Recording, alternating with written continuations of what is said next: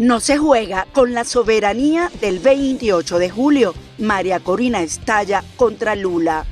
Triple bomba de Diosdado. Acusa fuga de Machado, narcopolítica y culpa a Rubio por opioides en Estados Unidos. Alerta nuclear global. Trump despierta a Putin. Habilita tregua con Xi Jinping y el mundo tiembla. Hola amigos de Impacto Venezuela, soy Yasmín Velasco y hoy 30 de octubre. Estas son las noticias más destacadas del día en nuestro noticiero estelar. La líder opositora María Corina Machado cuestionó los intentos del presidente brasileño Luis Ignacio Lula da Silva por mediar en la crisis venezolana y reiteró que cualquier negociación debe partir del respeto a la soberanía popular expresada en las urnas el 28 de julio de 2024. Juliana Palmar con el informe. María Corina Machado recordó que el gobierno de Brasil no consiguió los salvoconductos para los opositores refugiados en la embajada de Argentina en Caracas. La líder opositora se preguntó ¿qué cree que puede lograr Lula ahora, aludiendo al fracaso diplomático de su mediación? Sorprende mucho este planteamiento porque después de más de un año con 5 rehenes que en la embajada de Argentina bajo protección de Brasil, el gobierno del presidente Lula no logró conseguir ni siquiera 5 salvoconductos. Después de 6 meses sin luz, no logró que pusieran un fusible.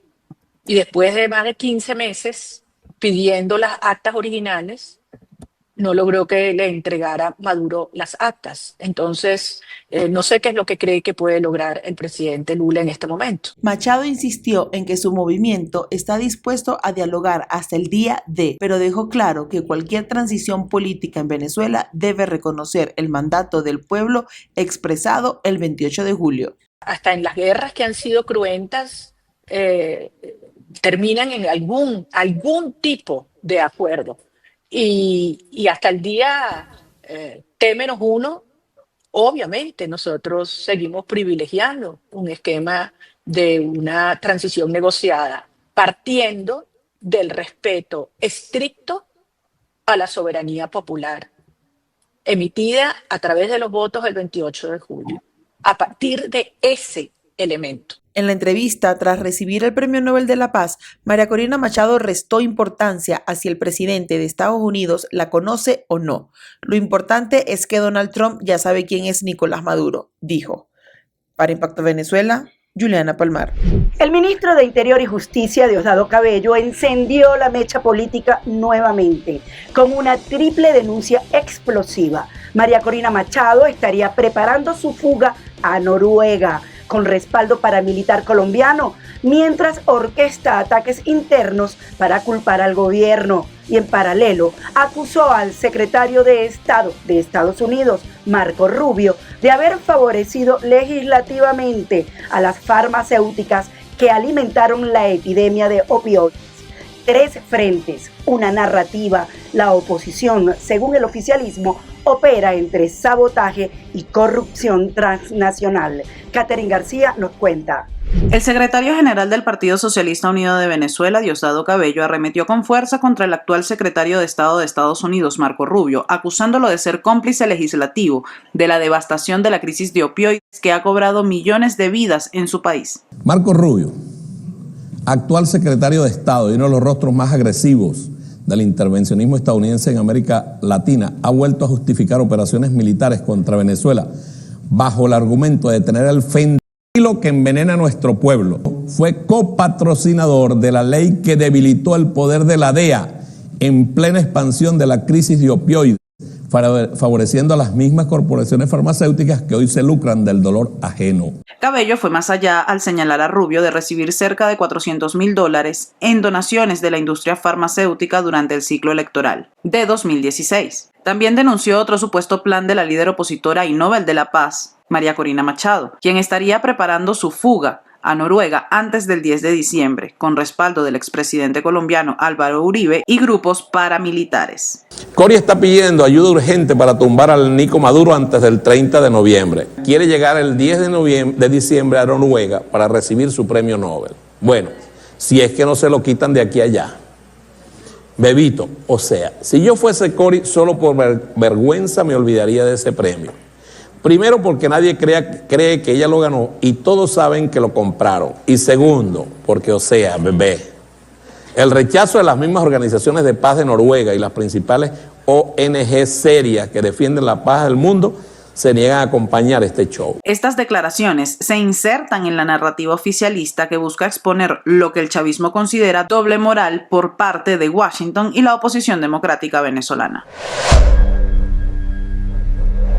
Pasamos a revisar los comentarios que nos dejan sobre la pregunta del día de hoy. Archivos secretos sacuden a Caracas y Washington. Las filtraciones apuntan a ciberataques de la CIA y a un entramado del chavismo con Hezbollah y el narcotráfico. ¿Quién está detrás de esta guerra encubierta? ¿La justicia o la venganza política? Te leemos. Debe llegar la justicia. Dios sabe quién hace lo malo. La justicia. Viva Venezuela libre. Esto no se puede llamar venganza. Es un pueblo que cada día sufrimos más y cada día es más. La justicia tarda, pero no olvida.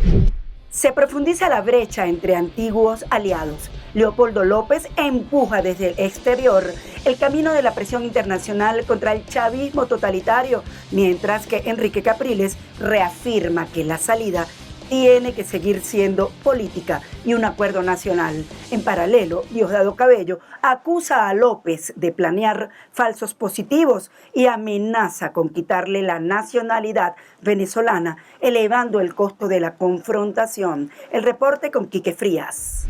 La brecha opositora se define en dos rutas. El dirigente Enrique Capriles insiste en que la salida tiene que seguir siendo la política de acuerdos con el chavismo, con pasos institucionales que abran una transición hacia la democracia.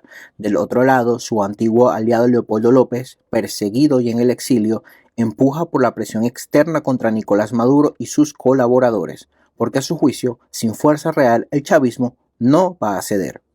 Pero regresar a un esquema de negociación, con mediación, creo que eso lo hemos intentado muchas veces. La presión que se está ejerciendo es correcta.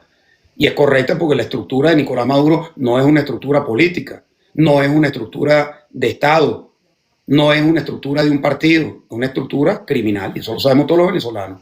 Y hoy tenemos que estar claros que si no hay una presión como la que está ejerciendo los Estados Unidos a una estructura criminal que es lo que es Nicolás Maduro, es muy difícil que se abran las compuertas. Entonces los venezolanos necesitamos una solución política. Necesitamos que el país tenga un acuerdo. Necesitamos resolver. Entre intervención y negociación, el dilema se afianza. Dos posturas que se contraponen. Enrique Capriles, dentro de Venezuela, empuja una estrategia de pactos y acuerdos con el chavismo. Por su parte, en la acera de al frente, Leopoldo López, al que amenazan con quitar la nacionalidad, apuesta por más presión internacional.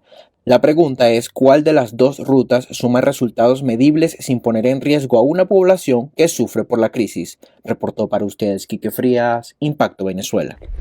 En medio del incremento de operaciones militares en el Caribe y el Pacífico, la administración de Nicolás Maduro anunció el derribo de 2 avionetas del narcotráfico. El hecho ocurre justo cuando Estados Unidos refuerza su ofensiva contra redes de narcotráfico, con ataques directos a embarcaciones sospechosas y sobrevuelos estratégicos cerca del territorio venezolano. Caracas insiste en que actúa en defensa de su soberanía, pero las versiones contrastan en un contexto de tensión y desconfianza regional. Este informe lo tiene María José Prado. En medio de la creciente militarización del Caribe y el Pacífico, el régimen de Nicolás Maduro anunció la neutralización de 2 aeronaves del narcotráfico que, según dijo, violaron el espacio aéreo venezolano procedentes del norte.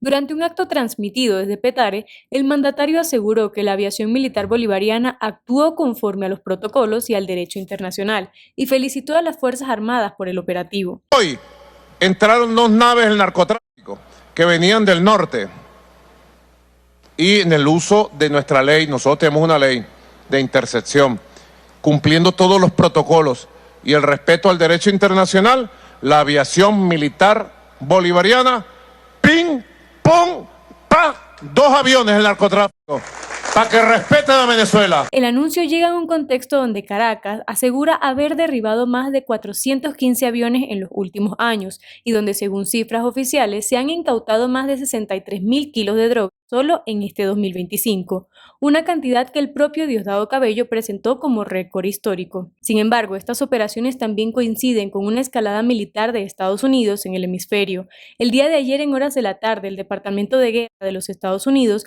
confirmó un ataque letal contra una narcolancha en el Pacífico Oriental, ordenada directamente por el presidente Donald Trump, que dejó 4 personas muertas. Mientras Washington intensifica su ofensiva antidroga, fuera de sus fronteras, el chavismo busca proyectar poder interno y control territorial, presentando cada derribo como una victoria de la soberanía. Revisemos ahora lo que es noticia en materia internacional según lo que destacan portales en la web. Comenzamos con Impacto Venezuela, que titula lo siguiente: ante anuncio de Trump, Rusia aclara que no ha realizado ningún ensayo nuclear.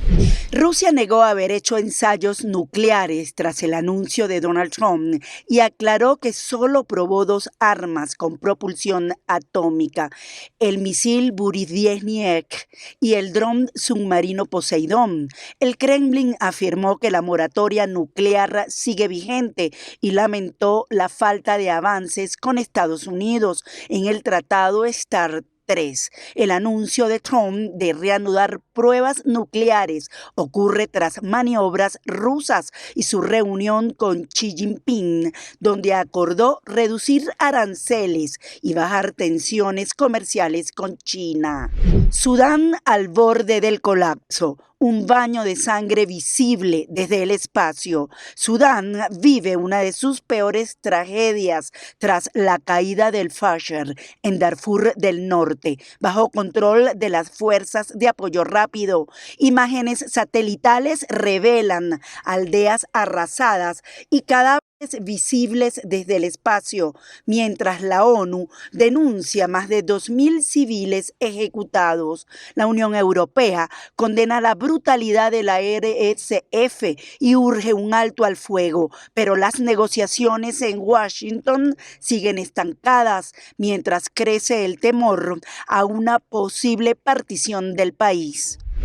Empresas en Madrid se niegan a abastecer el avión de Gustavo Petro por sanciones de Estados Unidos.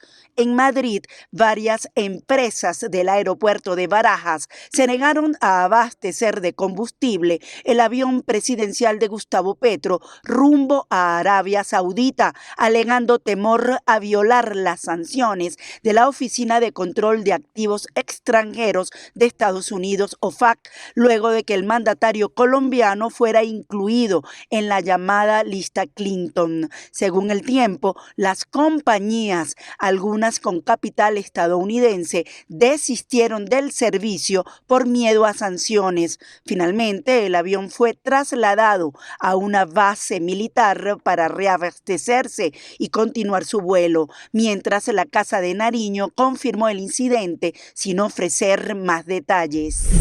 Amigos, gracias por acompañarnos en este recorrido informativo. Nos vemos el próximo lunes en una nueva emisión estelar de Impacto Venezuela. Como siempre, les recuerdo seguirnos en nuestras redes sociales y canal de YouTube.